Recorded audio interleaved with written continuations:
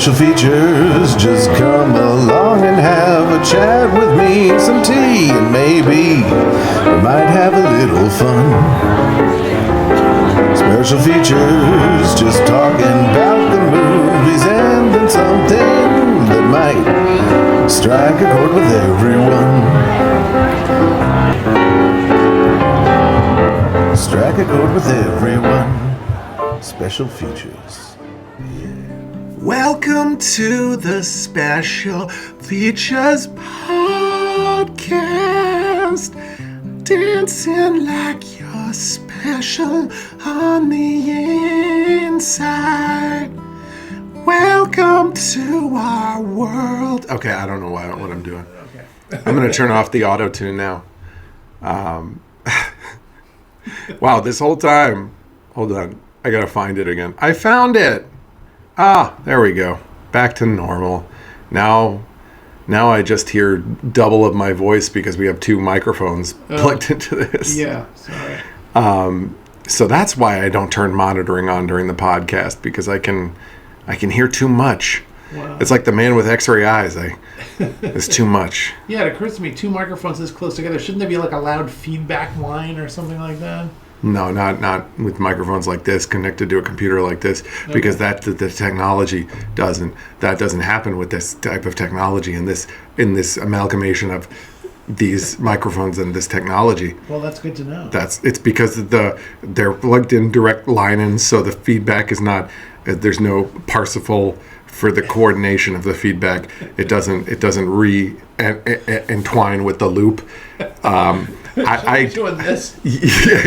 I have no idea why there's no feedback. Yeah. I'm sure there's a good explanation for it though. But either way, these mics are set to like record directly in front of us. I think I'm just getting some feedback when I turn on the monitoring because the monitoring is very sensitive. Okay. But like when I'm listening to the audio back, I'm not getting like any weird kind of double thing or anything. That's good. It's just recording us as we are. But I definitely can't have the monitor on while we're doing this recording because it's too much. Yeah. It's just too goddamn much. Too much. Okay. But I hope the listeners enjoyed my little weird song. I feel like putting a song on after the opening song is kind of... It's weird. You're asking a lot of the listeners. I'm asking a lot. It's like, let's have 4 songs. Yeah, maybe I should just do a closing song. Yeah. I just wanted to play with the auto-tune. You did well. I just wanted to play. No one blames you, man. I just wanted to play and dance and sing right. You know what? and do all kinds of weird, messy things. I think everyone's on board. I think I can hear that they're on board with you. You can hear our listeners. That's right. Through our few couple of hundred listeners. That's right. Across the pantheon of the world. That's right. The airwaves. I can hear them out there. I can hear them screaming, crying, clapping. I wonder how many people like open our episodes and just don't finish them. Because I'm thinking, like, I don't know how long they actually have to watch an episode for it to register a view on YouTube. They may just be able to just open the link. Maybe. And if that's the case, I feel like there's probably like a good 100 people that are like opening our episodes and they're like, oh, this is a podcast? Okay. But the truth is, most of the things that I look at on YouTube, most of the things where people are talking, I only listen for a minute and then I stop. I know. I just hope there's like enough people that like... because I feel like when I listen to podcasts, I kind of just like it as like background noise. Mm-hmm. So I feel like, there's a lot of people who will like play a video game or something or do something in the back and have a podcast going in the background or just be driving or like whatever they're doing. And I'm hoping there's a number of people that's our podcast to them. Yeah. But I'm also hoping there's people that legitimately listen, at least one. Can I just have one person that legitimately listens to our podcast and is like, I like these guys. I like these fellas. Well, I sure do like these fellas. These fellas are fabulous. They're fine people. They're good people, really. It's like a combination of Don Knotts and And what's his name? I'm not sure. It's a Wonderful Life. Yeah. Jimmy Stewart. Jimmy Stewart, yeah. Well, I just love to listen to that Walter and Max talk about how much they love their films. Their films and TV shows. I love those picture shows. I love those guys. Those guys are some of my favorite guys. Except they took it to heart when I told them that certain people in privilege reserve the right to murder. And they killed one of their best friends. For anybody that doesn't know, I'm referencing a small Alfred Hitchcock movie called Rope, which I think is kind of about Leopold and Loeb. Yes, so it's about these guys that like choose to commit murder because they believe like philosophically that certain individuals deserve the right to commit murder because of their status in society or something. Right. Which Pardon my cough.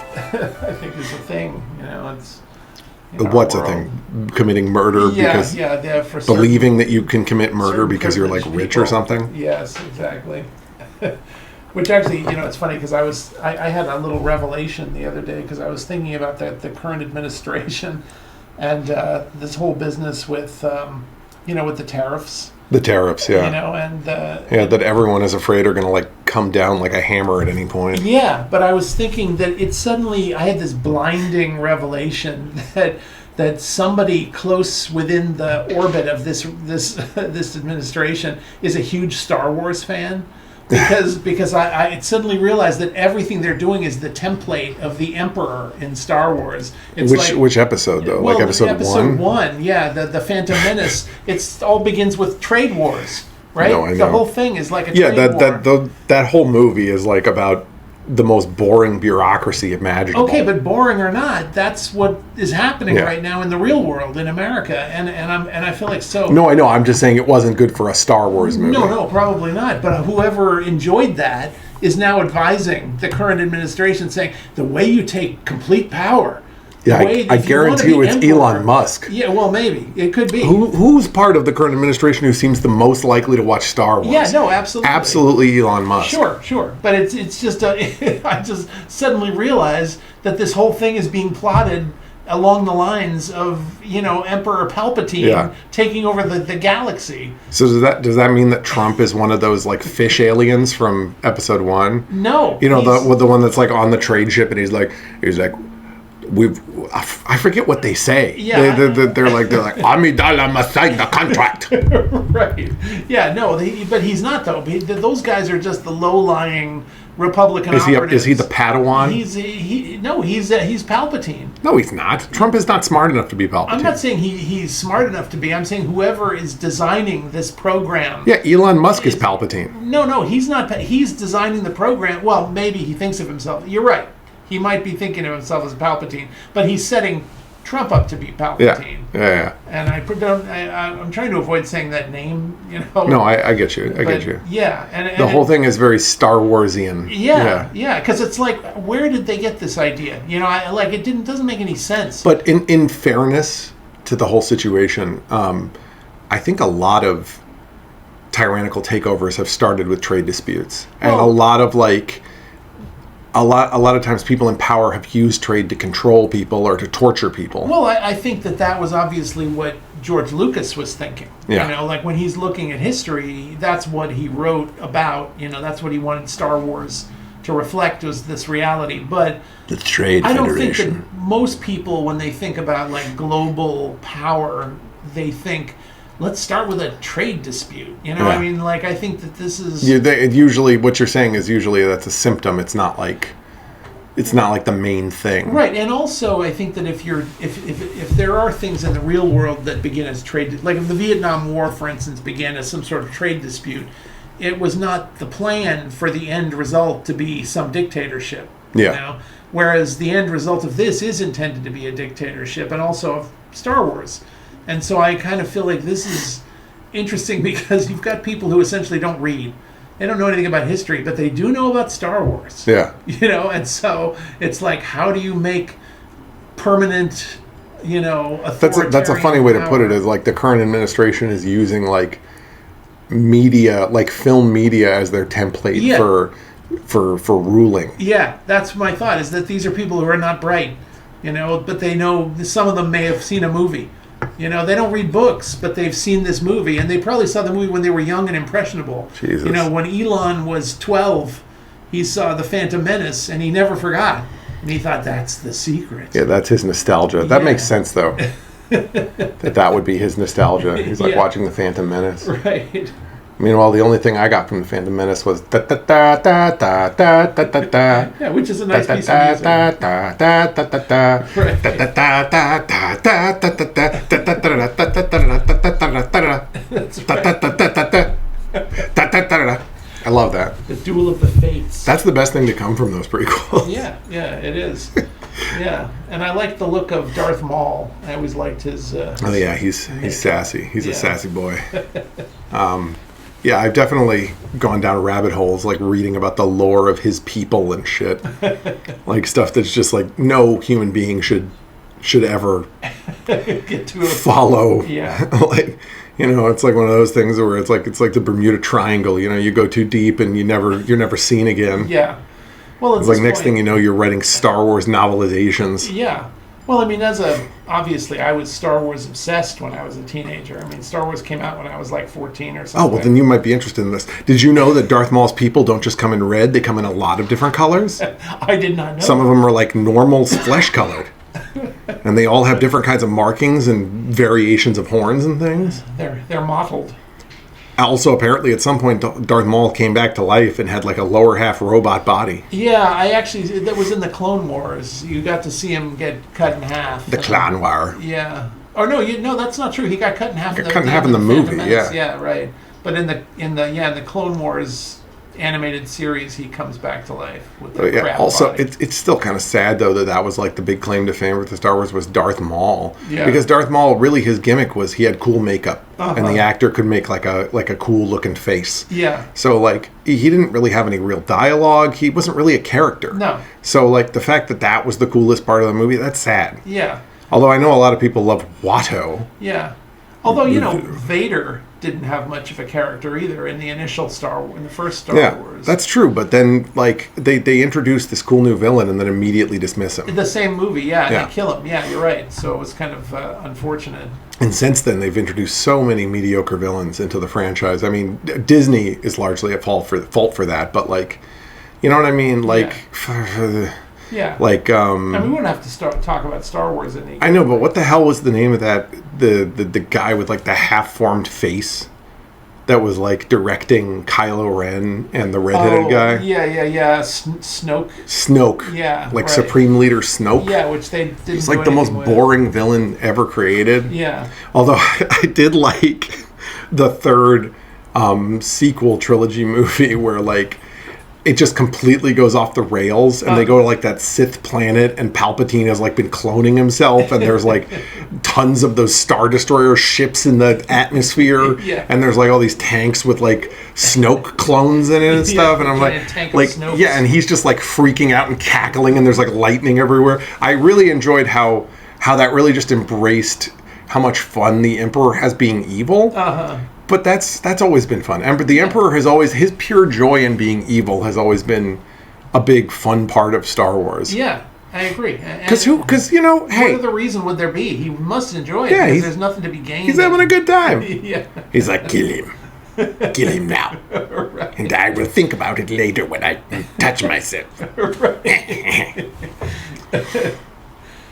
But that's, obviously in our world, you have to wonder, like, what are these people getting out of some of the things that they're doing? And it's like, obviously, they just take a great pleasure in doing terrible things. It's all just gratifying BS. Yeah. And I think a lot of it is like psychological damage too. Like I think when you're raised in an environment where you're heavily isolated and you're raised with a lot of money, and you're raised potentially in a setting that's somewhat emotionally abusive, I feel like sociopathy has an opportunity to rear its ugly head much more easily. Sure. Which is not to say these people are like psychopaths, It's just to say like I think emotional repression is probably a lot more common along the lines of being somebody who's like has inherited wealth. Right. And I think that can be dangerous for them and for everyone involved. Yeah. Well, I've actually been thinking about that lately because I've been thinking about, all governments, the thing they have in common, and what always goes wrong is that they all are dependent on people to be sane and reasonable and responsible. Yeah, which is never the case. You can't. Yeah, I mean, people eventually are going to get twisted, or you're going to have somebody in there who's rotten. But that's why we need an AI supercomputer that's benevolent to make all the decisions. Yeah, but I was actually thinking about that because, we're actually getting to the point where you could have a computer that could look at all the variables and make decisions based on what's good for the most people. Yeah. And protects the minorities as well. Yeah. And come up with some perfect system and then just like run the world kind of like Gort. Yes. In The Day the Earth Stood Still. Exactly. And speaking of which, if you haven't seen that movie, fantastic classic sci-fi movie. Yeah, great movie, directed by Robert Wise. It's a great movie. But this is assuming that AI doesn't have its own agenda.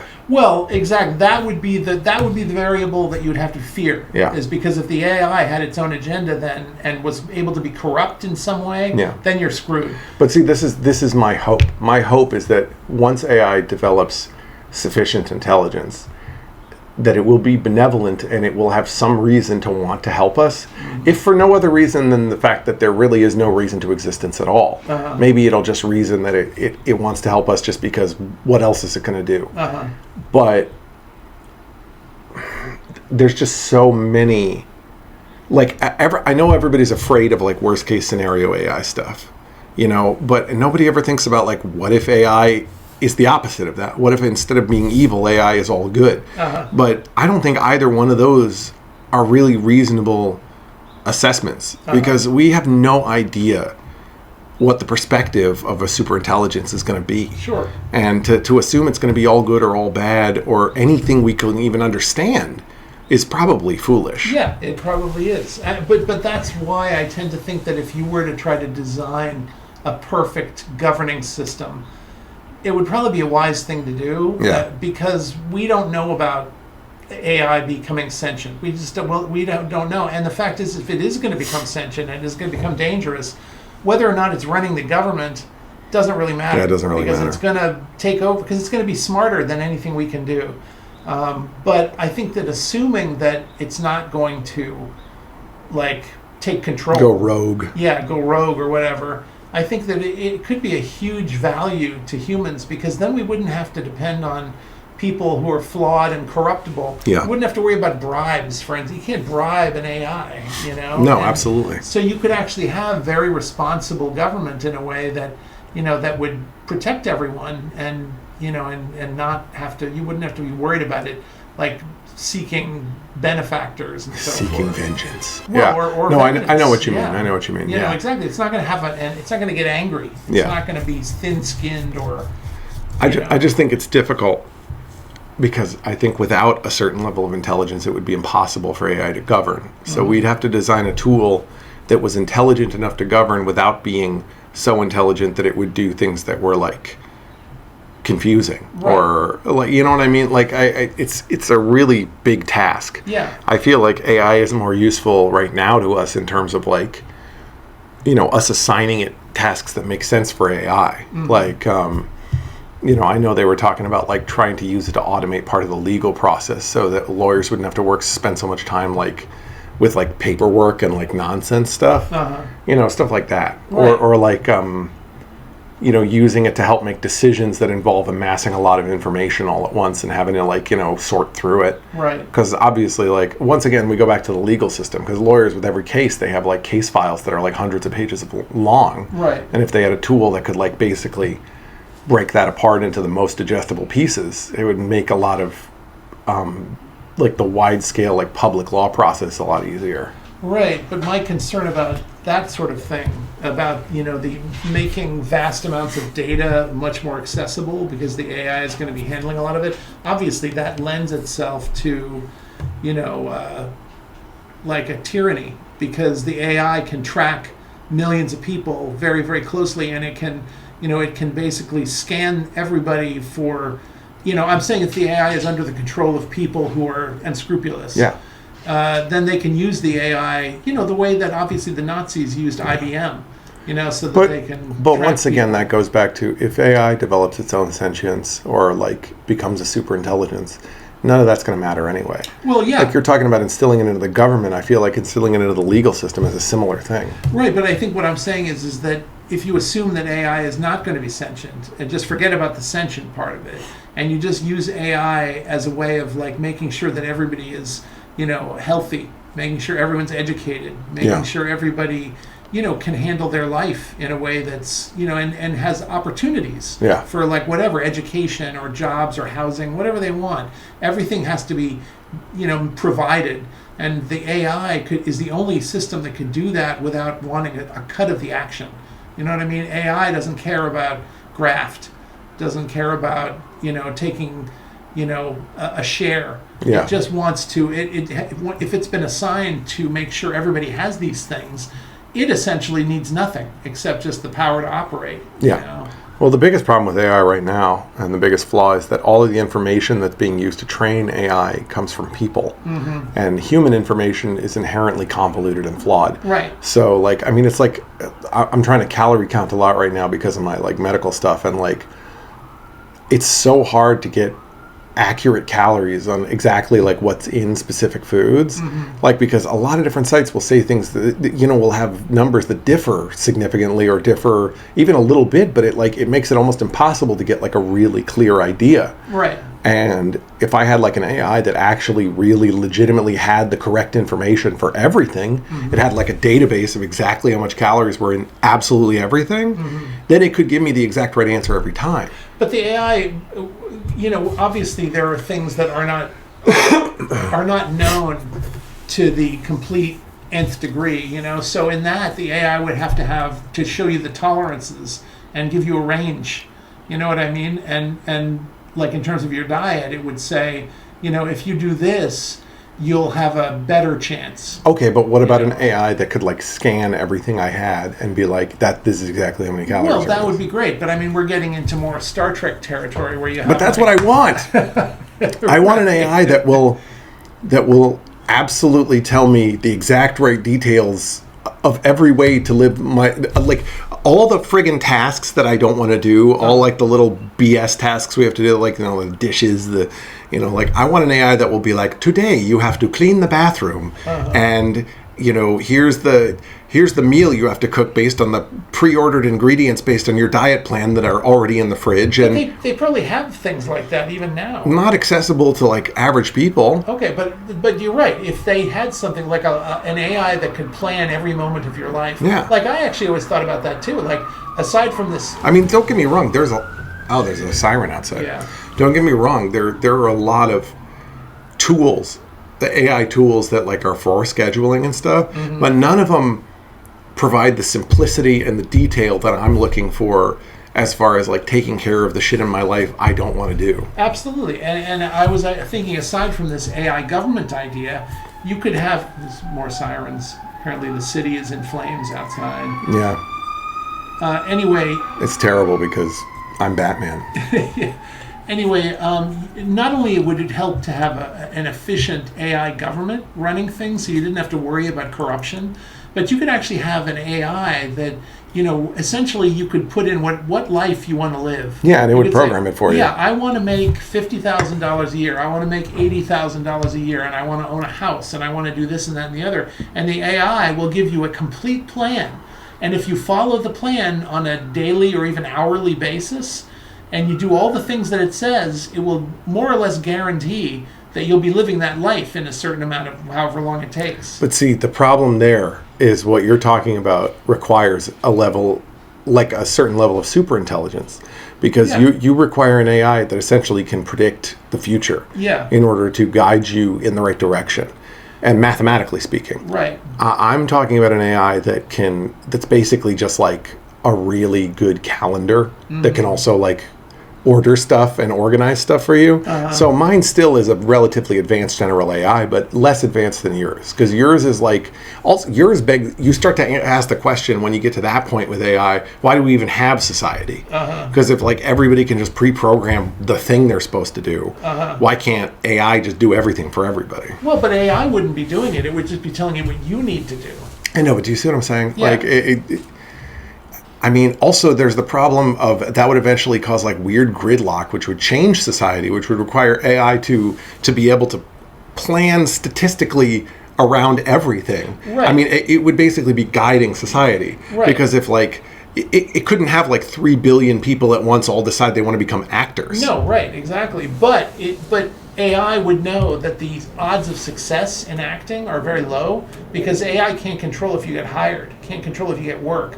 And so it would not advise you to do that line of work unless you were willing to take a big risk. It would tell you, but it might say you can become a lawyer, And So AI would actively, based on your particular skills and talents, guide you in a direction that would be best for you. That would be practical. And if for some reason that field became bottlenecked or was cut off for some political reason, It would redirect you. Yeah, it would redirect you. It would say, okay, well, based on the education that you'd have now Yeah. and the things you've learned, you now can move into this area because that field has a lot of opportunities. Yeah. No, I agree. That would be fantastic. Yeah. If I had something like that growing up, I'd probably be like a doctor by now or something. Yeah, well, me too. I definitely, there were things I would have happily done if I thought there was pretty much guaranteed positive outcome. AI is going to fix everything. It might. That should be the title for this episode. AI is going to fix everything. Yeah, that's a good idea, actually. It's a good title. Juicy. Yeah, I don't know. I mean, it's hard to say. I think before we get to anything like that, AI is going to achieve super intelligence. Well, I think because obviously people aren't building those tools right now. Right. I mean, to some extent they are, but it's like piece by piece. I mean, different people are programming different AI to do different things across different platforms. So it's all just like, once again, it goes back to problems with capitalism, because it's just a bunch of people trying to make money programming AI to do different like stupid little weird tasks. You know what I mean? Right. Meanwhile, the big companies are also using AI. The whole thing is like... Right, and in fact, if an AI government was deliberately conceived and planned in the world we live in right now, it would be filled with all kinds of horrible directives for helping people who don't need help, the wealthy and so forth. Well, let's not forget about AI porn. Yeah, well, that's a whole other thing. There's a lot of that too, and AI partnerships. Yeah, right. AI friendships, AI loves. Yeah, and obviously that was something that I think we talked about in another podcast, that there's been predicted that soon there's going to be a lot of these AI partners that people will be like dating and marrying just in their devices. Yeah. Because there's already been some issues with that. With I remember hearing some story about some college student that got addicted to like some kind of AI girlfriend app, which is so sad. It is sad. At this level of AI, it's kind of sad. But I think I mentioned in the other podcast that like when I was 13 and lonely, if I could have had some AI girlfriend telling me that I was wonderful, I probably would have. Yeah, exactly. Grabbed it, It's like, can I kiss you? Yes. Right. Sorry, I'm coughing so much. Yeah, your voice is getting a little dried out. Still a little under the weather. But I'm good. No, I'm not still under the weather. I'm fine. Okay. But yeah, I don't know, man. I mean, I get the appeal. If AI gets sufficiently complex enough, I'm definitely, I could definitely see forming emotional bonds with an AI. I mean, I just think about the movie Her, with Joaquin Phoenix and Scarlett Johansson. Yeah. And I think, like, in his shoes, I feel like I would, like, after my, one of my long-term relationships ended, I probably would have, like, started talking to an AI to fill the emotional hole in my life. Yeah. Well, I mean, the thing in that movie that always makes me sort of envious is it's not the relationship, but it's how when he connects this AI, she immediately, like, compiles everything he's written and created in his life. Yeah, she organizes everything. She organizes it and turns it into some kind of book that becomes a bestseller. And I keep thinking, that's what I need. I don't need an agent. I need an AI agent, to like just gather everything I've created and start making it successful. I know. That's definitely one of the wish fulfillment things from that movie. Yeah. Is like, you turn on your AI operating system and it's like I've organized everything and deleted everything unnecessary, and I've blocked all scammers forever. Right. And I've also prepared your favorite meal for you. Like, yeah. I hired a woman to come have sex with you and pretend to be my body. Right. And she wears a tiny camera on her face that looks like a mole. So now you can Do me, Mr. Computer Man, doing it with your computer. Yeah. I don't know. I mean, obviously there's a certain hazard involved in all of this. I think I'm part of both camps because I could see how people could fall in love with an AI or be tempted by, by a partner that could fulfill you in ways that no human partner could. Mm-hmm. But I also remember there's a scene in that movie where he talks to his ex-wife and she finds out he's dating an AI and she's like, of course you are. She's Right. like, I shouldn't have expected any more from you. Yeah. And I'm like, yeah, that also kind of makes sense. Yeah. Because it is kind of socially weird to be like, oh yeah, I'm, Yeah, cutting yourself I'm banging off my from- computer. Yeah, right. It does. It's narcissistic and, it seems hostile to other human beings. But at the same time, I don't want to be like judgmental at the AIs because Right. don't they deserve the opportunity to experience different kinds of love and stuff? Well, like, assuming they're capable of experiencing anything, that's the problem. well, that's what I'm saying. I get the Yeah. impression the AI in that movie are. It does seem And that throughout way. the process of them learning about people, they learn about everything. Yeah. I get the impression they have feelings. Otherwise, Scarlett Johansson wouldn't have wasted as much time on Joaquin Phoenix as she does. No, absolutely. I'm just saying that in the real world, and maybe even in that movie, we don't really know what that means. No, we don't. I also love that scene in the movie when he's on the phone with that. He's like on a sex chat line or something, and he's on the phone with that woman who's like talking about strangling her cat or something, I don't or know. like a dead cat. She wants a dead cat wrapped around her neck or something. He has like this weird sex phone conversation with this lady before he buys Scarlett Johansson. Okay. That's funny. God, when I say it like that, it sounds like it's a human trafficking movie. Yeah. Or he buys Scarlett Johansson. But it is sort of like that, if you're buying an artificial intelligence, Well, maybe. Yeah. Yeah, I guess so. In a much creepier way, it's almost like buying a baby. Yeah. Because you're buying like an intelligence that doesn't have any information connected to it yet, and then the moment you turn it on, it has access to all this information. Yeah. It's funny that we're talking about this and we're sort of ignoring the movie that's about this, which is AI, artificial. It's that Steven Spielberg movie. Are you talking about the one with Haley Joel Osment. Haley Joel Osment? Yeah. Yeah. Oh my God! Which I still think has one of the most traumatic scenes of any movie. Which Is it the one where he tries to drown the kid? No, I don't think he tries to drown him, but the Yeah, parents, he grabs him and he jumps into the swimming pool or something, or he grabs his human brother in the swimming pool because the parents have a kid who's dying. They Yeah. think he's dying, Okay. so they buy this robot kid, or the dad works for the company or something. I forget. Yeah. And they bring him home, and then their kid gets better, and then he comes home to live with them, and the robot kid has weird interactions where the kid's doing stuff that causes him to get damaged, like he makes him eat spinach or something, and it damages his mechanics. Okay. And then at one point, for some reason, the robot kid pulls him into the swimming pool, and they have to rescue him. Okay, well, I don't remember that scene, so it's. So what obviously disturbing been a long scene are time. you talking about? Well, it's the one where the parents take the robot kid out to the woods and just try to dump him there. Oh, with all the other trashed robots? No, it's just in the middle of nowhere. It's just. But isn't that when he meets those other trashed robots? Yeah, but that's after he's been wandering the landscape Okay. for a while. Okay. But just the idea that they abandon him and he's trying to figure out where they've gone and Yeah. stuff. It's very sad. Yeah, and for all intents and purposes, he is a child because he's been programmed to be a child. Yeah, exactly. Yeah. No, I know. Yeah. That movie, I don't like that movie. But It's got problems. it has some interesting ideas in it. Yeah.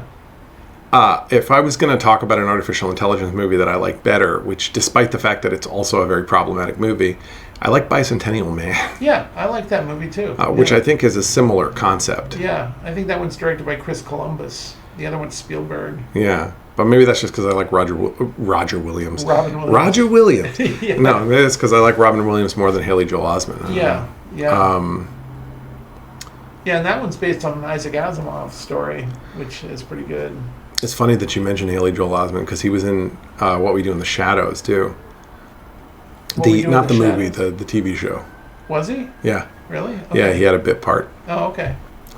because now he's like a short man with a beard. Yeah, He also does a bunch of D&D stuff. I don't know, but he's well, maybe actually I'm not sure. That might be the kid that played Wesley on The Next Generation. Forget what that actor's name is. Yeah. But regardless, it doesn't matter. Anyway, isn't Haley Joel Osment the guy who plays... The kid in The Sixth Sense? Yes. Yes, but no, I was thinking in Watchmen. He's the guy who wears the mask that looks like a... Rorschach? Yeah, Rorschach. No. Isn't that Haley Joel Osment? Absolutely not. Not. Okay. No. Okay. That's a totally different actor. Yeah. It doesn't look anything like Haley Joel Osment. Okay, I just thought that he was somebody who was a kid actor. I forget who Rorschach is. I'll show you the picture of that guy. Yeah.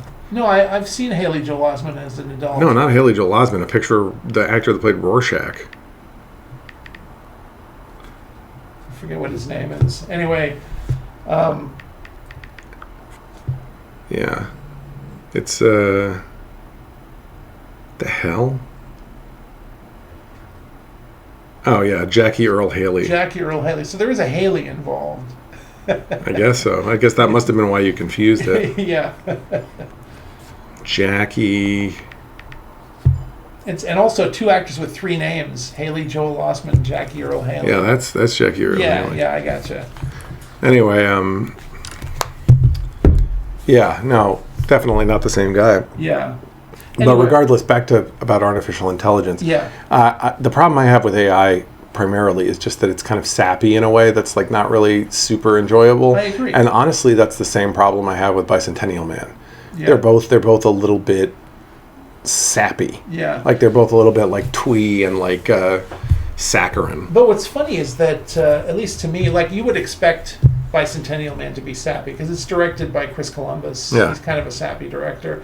But what's interesting You wouldn't about, expect Spielberg to be sappy? Well, Sappy no, as hell. You would, but the thing is, Spielberg made that movie because Kubrick died. Kubrick was supposed to direct that movie. Okay. And so Kubrick, I think, is responsible for probably one of the darker elements in that movie. And then I would imagine that whatever fluffiness that's in there, whatever sappiness... Is Spielberg. Is Spielberg, Yeah. yeah. And it does always make me wonder what would have happened if Kubrick had lived and been able to actually make that movie. It's hard to say. I wonder about Kubrick because he's always done pretty good work, but I worry that if he'd continued to work that, at some point we would have seen a failure. Yeah. And that's because that happens, I feel like, when certain directors feel like they've done everything that they can, they'll continue to try and keep working because it's what they like, and they'll make something that's not as good. That's the problem I have with Quentin. Yeah. Quentin Tarantino, because like pretty much every movie he made for a long time was like fabulous, and then friggin' what is that movie even called? Hollywood, friggin' Yeah. Once Upon a Time in Hollywood. yeah. I know a lot of people liked that movie, but comparatively to his other work, that movie did not live up. I kind of agree. I also was not crazy about Hateful Eight. No, that's true. Hateful Eight wasn't great either. But Yeah. that's what I'm saying. Like I think at a certain point, Quentin Tarantino. And he announced to the public that he was going to retire and then didn't. Yeah. And I think like he's just kind of reaching the end of his rope as far as like desire or even ability to like continue to make him the same level of work. Yeah. I kind of agree. I mean, I think that he's got an amazing body of work and that he's probably better off if he quits while he's ahead. Yeah. Now, having said or tries to go in like a totally different direction from what he's comfortable with. right. Now the thing is, having said that, I feel like a lot of people would say that Kubrick went overboard and lost it when he was making his last movie, Eyes Wide Shut. Yeah, I know a lot of people say that, but Eyes Wide Shut is fantastic. Yeah, I love Eyes Wide Shut. In fact, I always remember the first time I saw that movie. I was visiting LA, and there was two movies out, and I read the LA Times for the reviews, and one of the movies that they reviewed was Deep Blue Sea, that shark movie Yeah. with Samuel L. Jackson, and they gave that like an A. And they also reviewed Eyes Wide Shut, and they gave it like a D, Yeah. something like that. And I went and saw Deep Blue Sea first because it got an A, and I thought I want to see some. I was feeling a little depressed, and You want to see something good. I want to see something good, so I went and saw Deep Blue Sea, and it just depressed. That it was so bad, Yeah. and so action bull. It was just terrible. I mean, as far as I was concerned, it was just a depressingly bad movie. And, That's why you can't trust critics. Yeah, and it was a shame because I really wanted it to be good, but I thought it was junk. And then I like the next day I went and saw Eyes Wide Shut because I thought, well, it can't be worse than that. It can't Yeah. be worse than Deep Blue Sea. So I saw it, and from the first minute, I just loved it. And I thought, and to this day, still think that's one of Kubrick's great films. Yeah. And it saved my mood. I mean, it made But me feel better about life. I think that's why people just don't understand it. I think because it is kind of very different from a lot of other Kubrick movies, because Kubrick was always trying to change directions. Sure. They saw it and they thought like, oh, this is like just some kind of like little drama. This is like not a real Kubrick movie, and it's like not like it is a Kubrick movie. It's like the best version of that kind of drama. Yeah. And like, you know, if I had to pick one Kubrick movie I wasn't as big of a fan of, I would probably pick The Shining. But even that, like, I've come to understand more of what that meant in recent years, and I still liked that movie growing up. Yeah, see, I when The Shining came out, I didn't like it at all, because I was a huge fan of the book, the Stephen King book, and I felt like the movie failed on that level. But that's what I'm saying. If you disconnect from the book, exactly, and just like watch that movie as its own thing, it's a different thing. Absolutely. Also, after that documentary about, like, you know, all the potentially like the weird metaphor going on in that movie. Yeah, I like I'm curious. Like, I kind of feel like Kubrick might have made that movie as more of like an exercise in the mechanics of like imagery, than anything else. But I think all of Kubrick's movies are almost like, at least all of his later movies, have this almost like they're weird dreams, you know. And if you look at The Shining as a Kubrick movie and as a weird dream, I think it works really well. Yeah. Plus all the performances in are top notch. Everything's all the performances are great. I think that the visuals are always spectacular, and that's true of Eyes Wide Shut. Also, the visuals are just so sparkling and beautiful. I want to stay at the Overlook. Yeah, that too, exactly. And who else is in that? Who's the guy that plays the cook? Scatman Crothers. It is Scatman Crothers. Yeah. Okay. I was like thinking in my head, Scatman Crothers. Am I right about that? Yeah. I don't want to say that and then have it not be him, and it's just like I'm racist because it's just another random old black man. How dare you? No, it is Scatman Crothers. Yeah, he's fantastic. Yeah, he is. He's great. And actually, he's in. I mean, I haven't seen a ton of movies with Scatman Crothers. He's actually really good, weirdly enough, in a Bakshi cartoon. I can't remember which one it's called. Which one it is? Not Fritz the Cat. No. It's. Was that Ralph Bakshi? Fritz the Cat? Yeah, Fritz the Cat. That was Bakshi's biggest success, actually, was Fritz the Cat. But I think he hated that movie. Yeah, it's because it's a bad movie. Yeah. Wizards is my favorite. Wizards Bakshi. is awesome, yeah. But Scatman Crothers was in did a voiceover for one of Bakshi's, and it's a great voiceover. He does a lot of scatting, which is why he's called Scatman. Yeah. It's one of Bakshi's urban cartoons. I can't remember the title of it. It's not that like American one, is it? No, like American rock or something, whatever that. No, but this is something different. It's, okay. I forget what the title is. I'll take your word for it. Anyway, Scatman Crothers is great in that, but he's also great in another great movie with Gene Wilder, Silver Streak. Yeah. And I really like him in that, where he plays one of the train, That's what I'm gonna have to keep an eye out for that next time, because I don't remember that. I just remember, obviously, the key players in that movie, Gene Wilder and Richard Pryor. Yeah, and of course they're fantastic. But Scatman Crothers has a nice role in that movie too. Hello, Chicago. Hello. Yeah, he's good.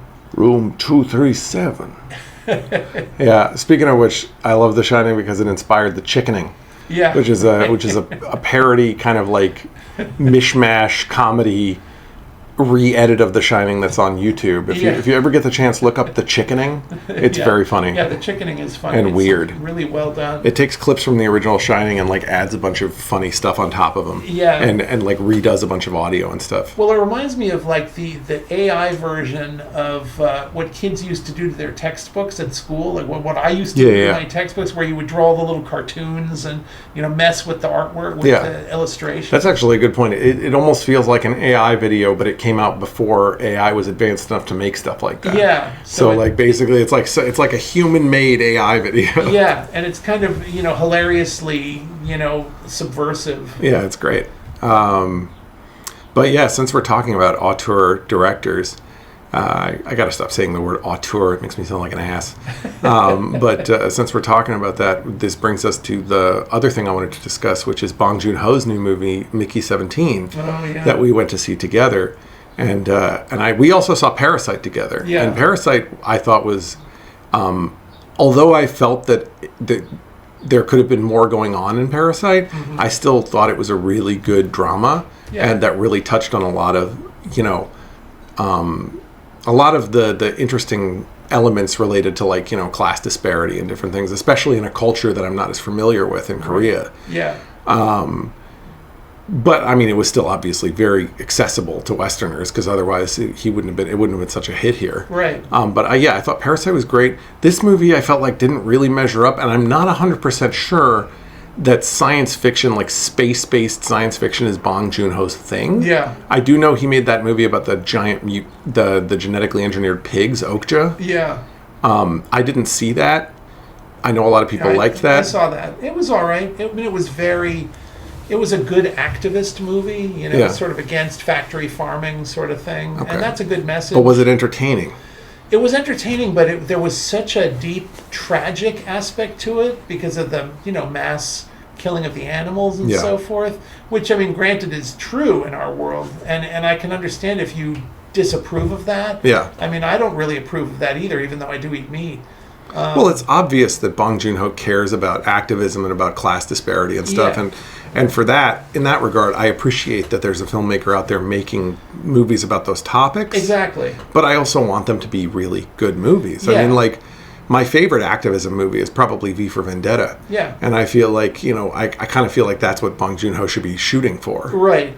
I think that the difficulty is that with something like V for Vendetta, you can have a sort of fantasy happy ending that you can't have in a movie about factory farming or something, unless that all that's going to somehow end at the end of the movie, which it's not. Yeah. And I think that you've got an inherent sadness that's never going to be. You can't make a movie where it's fun. It reminds. So that's weird, because a lot of his movies do have kind of fantasy happy endings. Yeah, they do. I mean, because what's the one we were just talking about before Okja? The Parasite. Yeah, Parasite. Well. No, I take that back. Parasite's ending is pretty grim, but it's a good ending. Yeah, it's a good ending, and it's not... Snowpiercer has, like, kind of a happy ending. In a way. And Mickey 17 absolutely has a happy ending. Yeah, and so Spoilers, by the way. Spoiler alert. Yeah, and what was his first movie that we saw about the monster living in the river and oh, did he make that? Yeah, he made that. Yeah. I don't remember what that's called, but I know exactly what you're talking about. It's like the giant... The giant monster that's been made by pollution. Yes. It's essentially Godzilla versus the smog monster without Godzilla. Yeah, it's a more realistic and also character-driven kind of a story. Yeah. And I think that's a really good movie. The Host, yes. Yeah. Which is funny, because that's almost like now he's made a movie called Parasite and a movie called The Host. The Host, yeah. Yeah, that's true. I didn't think about that. He's probably doing that on purpose. Maybe, yeah.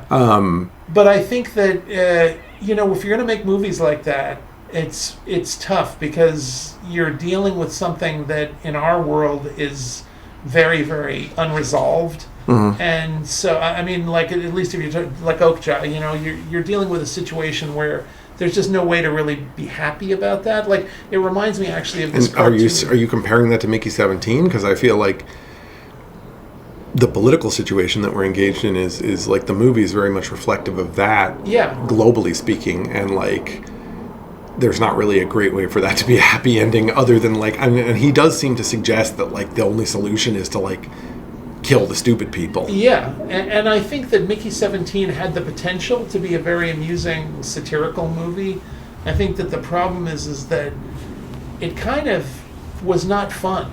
Like a movie like that, fun, it has to be fun. Well, it was a very over the top, goofy concept. Yeah.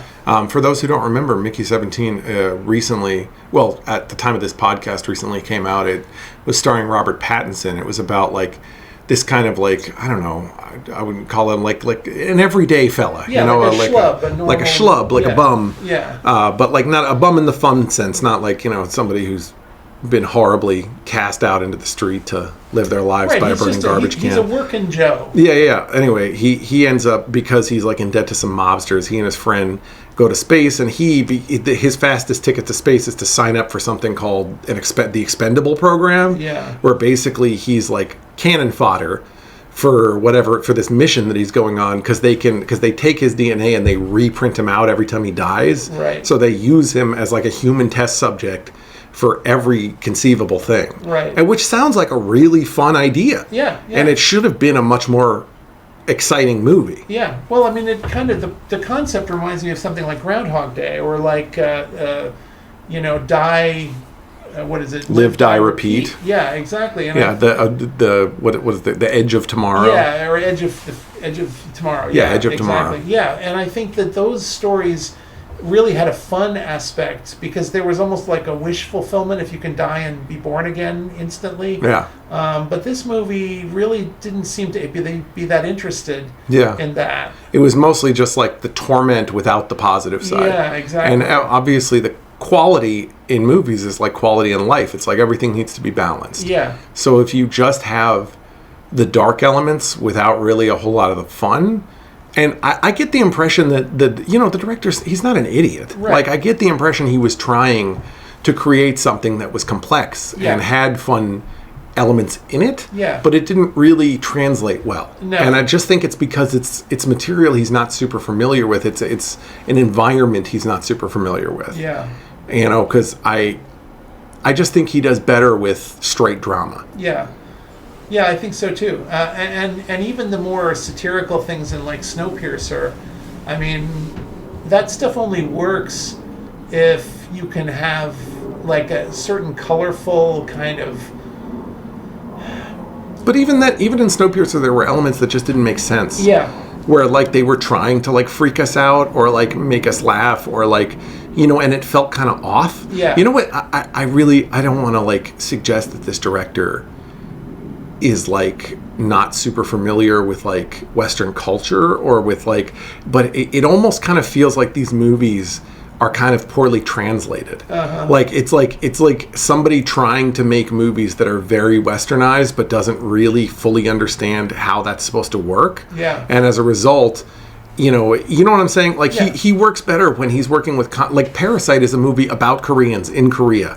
It's a drama on the human level, so anybody who's human is going to understand that. Yeah. Whereas like a high concept sci-fi movie is a very Western idea. Right. So in order to like be able to make that effectively, I feel like it has to be something that you're very familiar with. And it almost gives the impression, this movie, that the director hasn't really watched a lot of high concept sci-fi or doesn't really like it. Yeah. It just doesn't vibe. No, that was exactly you're right. You've pinned it down. That was the feeling that I got. And sometimes you see this, people making science fiction films who haven't had a ton of exposure to science fiction, and they don't really care for it. You can kind of feel that this is they're trying to reinvent something they don't understand. Yeah. And so he just wanted to put his ideals into something that was exciting and new for him. Yeah. Yeah. Without really understanding the medium. Right. Which I'm not trying to like tear down a director. I think Bong Joon-ho has great promise, and I think a lot of his ideas are really interesting. I think he just needs to like be aware of where his strengths are and try to play to them more. I'm not saying he can't make sci-fi, but if he's gonna make sci-fi, he should make sci-fi that is on his level. Sci-fi that relates to things he understands, you know?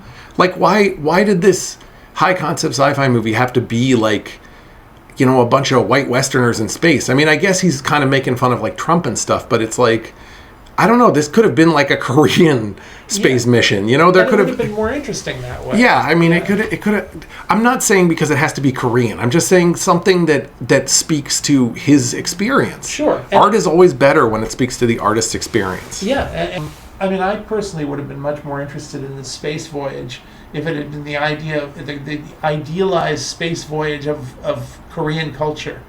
You know what I mean? Yeah, like a very Korean space voyage. Yeah, that would have been very, very interesting to me. Well, and also, in recent years, so many great actors have come out of Korea that it seems a shame to like not utilize them. Yeah. And I get it. Like, if a director becomes successful, and Bong Joon-ho was very successful with Parasite in the West, so he was given the opportunity to like do more westernized movies or try to create his own westernized franchise. And I think he totally could do that. I just think he needs to like, okay, like let's say he really wants the same cast in the movie we just saw in Mickey 17. You could have had the same cast. It still could have been Koreanized or like, and I feel weird. I don't want people to think I'm like being racist about this. Like he's Korean, so he has to make Korean stuff. That's not what I'm saying. I'm just saying like the stuff that he's familiar with, the stuff that's about his personal experience, his personal past, should be a part of the movie. You know, like why can't Western people be doing things that are not customarily Western? You know what I mean? Like it's just, you know. I'm not saying Robert Pattinson had to spend the whole time on the ship eating kimchi. I'm just saying, like, you know, make it more relatable to the director. Yeah. Well, and also you have to. I mean, I would be interested in knowing more about, you know, the mechanics of going to another planet and stuff. Yeah. I feel like there was never any real. No, there was no technical interest. Yeah. And honestly, a lot of things that should have come up as a result of like, I feel like.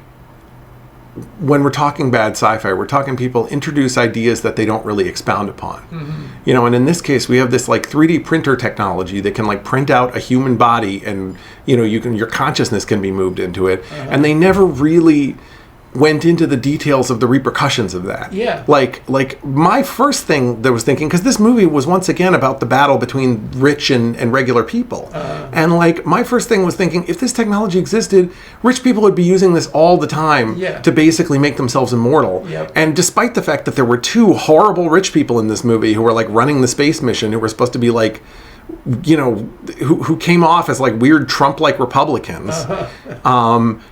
Who were the actors that played them again? Mark Ruffalo and and what's her name from Hereditary? And okay, but like two great actors, right? And like something should have come up with the printer with them. There was one moment in the movie where they kind of had like Robert Pattinson was having like this weird nightmare about like the guy, because they killed off the main villain guy, and having like a weird nightmare about him being printed out again after that. But it turned out it was just in his imagination. Right. Why?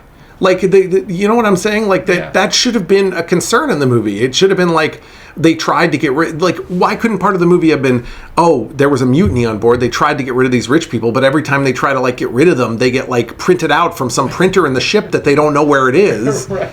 And so they just keep showing up again to, like, to punish the people who keep, like, screwing them over. Right. Like, that would have been much more fun and weird and interesting than the progress of stuff that actually happened. Yeah, no, you're right. But I mean, that just underscores that there was a lot of stuff that felt kind of half-baked in the movie. And it's unfortunate because just the superficial concept of some schmo being reprinted so that he can go into situations that are going to get him killed, that is inherently interesting. Yeah, it's just fun by itself. And that's the thing. They don't even go into the situations that much. Right. Like they spend like 2 seconds on the things that are killing him, essentially. And they don't like really go into the emotional repercussions for him. They don't really go into like, you know, the information that anybody is getting from this. They don't expound upon the situations at all. Right. A lot of the movie is just like little characters having little conversations about nothing, and it's just like boring garbage. And I think that's... Sorry, that's too strong, but you know what I mean. Yeah, I think Bong Joon-ho is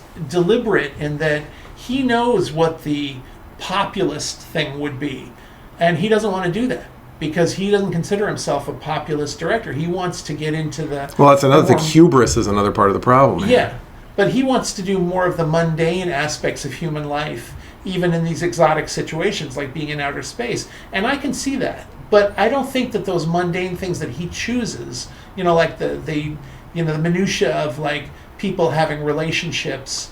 Yeah, you know, or like how gross the food is. Or how gross the food is. I mean, there's that... Although that one of the elements I actually did like was that weird 3D printed raw steak that he was eating. And yeah, although it bothered me because in that scene what I really wanted to see, because his life had been so unpleasant up to that point and so deprived. Oh, you wanted to see him experiencing luxury. Him like this feast that the rich people were having and to take part in that. Yeah. You know, just because as an audience... we could also kind of vicariously enjoy that. So you feel like Bong Joon-ho even denied you that? Yeah. Yeah, okay. I get that. But again, Bong Joon-ho probably considered that and probably said, you know what, this is what everybody expects and wants. I'm not going to do that, you know? See, I think you hit the nail on the head there when you said, like, it's like he's interested in the minutia of life, but the minutia of life that he's interested in is not the same as the minutia of life that we're interested in. Which is a problem, because like the things we're talking about are the things we'd be interested in. Like seeing, Mickey's reaction to all the times he has to die and like what that means, and like, just like more interesting experiments being done with him. Yeah. Or more interesting situations that he gets put into. Yeah, like and encountering more weird, just think of it's hard, you don't have to imagine, there's just infinite ways you can die in space. No, I know. Like the times when they did stuff like they showed him like being killed in a tank of gas. Yeah. Way too much time was spent on that. Yeah. Like, why? Because that's not interesting. Right. We don't care about that. Right. I want to see him like go into an alien jungle and like. Yeah, exactly. Like meet some kind of bizarre creature or plant that like is friendly at first, but then like bites his arm off or something. Yeah, exactly. Something like Fantastic Planet. Yeah, exactly. Those sorts of things. Yeah, and this is the problem with a lot of sci-fi now, and it has always been with sci-fi really, because that's why there's so little good horror and good sci-fi. Mm-hmm. Is like because it's hard. People never have fun with it. A lot of the people that get their hands on sci-fi and horror projects are people that have no imagination. Yeah. Or that have the wrong kind of imagination for that movie. Yeah. I mean, that's been the problem universally with all that Blumhouse crap. Yeah. Is like, there's like a few good ideas in there, but for the most part, it's just trash designed to like appeal to like the lowest level of like horror understanding and appreciation. Yeah, well, and I think about all the sci-fi that has been disappointing to me personally over the years, like things like Battlestar Galactica and stuff, because this is people who are interested in military stories. They don't care about space and just, you know what I mean? Like, yeah. I don't understand. No, I know. There's been a lot of misplaced stuff. Yeah. And it's a shame because sci-fi and horror can be so fun when they're done well. But it is like, apparently it's the hardest thing in the world to do them well. And I get it. I'm not saying it's not a challenge. Like it'd be a challenge if I had to sit down and like write a horror or a sci-fi script like tomorrow and was told like I have to make a good horror or sci-fi movie, I would struggle with it too. But I would at least try to do something with it that would be like entertaining. Well, but I would hope also and like technologically would make sense. Yeah, but I would hope that somebody who is not internally predisposed to dislike it is going to be the guy that gets hired to make it. Yeah. You know what I mean? Like that often seems to be the case, is that you find people who are like, they're not into science fiction. In fact, they're they making all the science fiction. Yeah, they're the kind of guy who go and watch football. I know, it's like a producer in a suit who's like, I could write a science fiction movie. Yeah, exactly. That's easy. Anybody could do that. I saw Star Wars. Yeah, right. Yeah. And I think that's just despicable. But that's why I think occasionally when something good does come out, it's usually by a passion project from somebody in the industry who actually does care. That's why I think the first season of The Mandalorian was so good. Yeah. Because I think that, what's his name? The actor from Swingers. Yeah. Chef. Yeah. The guy that plays Tony Stark's assistant. Yeah, I know who you mean. I can't think of his name. But I'm just saying, I think he's kind of a nerdy guy. I think he cared about that project, and that's why it was good at first. Right. Like, I'm not saying he's perfect. I'm just saying, like, it's even if you don't, I mean, in the best case scenario, in the best world, you want to hire somebody that like is passionate about the project and cares about the material and is also talented. Yeah. But at the very least, get somebody who cares about the material. Right. Because that will still be better than somebody that doesn't care about the material and isn't talented. Yeah, absolutely. Like, which is not to say Bong Joon-ho isn't talented. No, Bong Joon-ho is he's talented. very talented. A lot of amazing movies have come out of Korea in the last like few decades. I love some Korean movies are my favorite movies ever. Old Boy, Thirst. Like there's some really great Korean. Train to Busan was like one of my favorite modern zombie movies. Sure. Like, if not my favorite zombie movie of all time. Like, it was some really fantastic horror and stuff has come out of Korea. So that's why it makes me sad when I see a director like Bong Joon-ho, who his natural inclination is not toward sci-fi or horror, making something like that. Because he could make some really great stuff, and that he's proven through Parasite. So he should keep making stuff like that, if that's what he's inclined to be good at. Yeah, now, I mean, I'm guessing that after Parasite, because it won Best Picture, I think, I mean, he probably had his choice. And I'm sure this Mickey 17 was probably a thing he selected for himself. Probably. And absolutely. I think it's something he chose that he wants to do. Yeah. And I'm not saying he shouldn't have made it. I mean, the fact is, a lot of movies come out. Not everybody's going to like every movie that comes out. And I like it when people try to do something new. And I appreciate that he's not just making some cookie cutter nonsense and he's trying to do something original. Right. So, like, I would never say to him, don't make a movie. Right. I'm just saying, like, for my personal taste, I'm not sure this is the kind of movie that's best for his particular talent. Yeah. Well, I would hope. I mean, and not that he's waiting for advice from us, of course. No, of course not. But I would hope that he would choose things that are very personally important to him. Yeah. You know, and so that they can be emotionally impacting for his audience. Yeah, and I feel like this movie was more of, I mean, maybe I'm wrong, but I thought it seemed more like a practical decision in terms of fundraising. Yeah, and also something he was just interested in from a technical standpoint. Yeah. Yeah. No, I agree.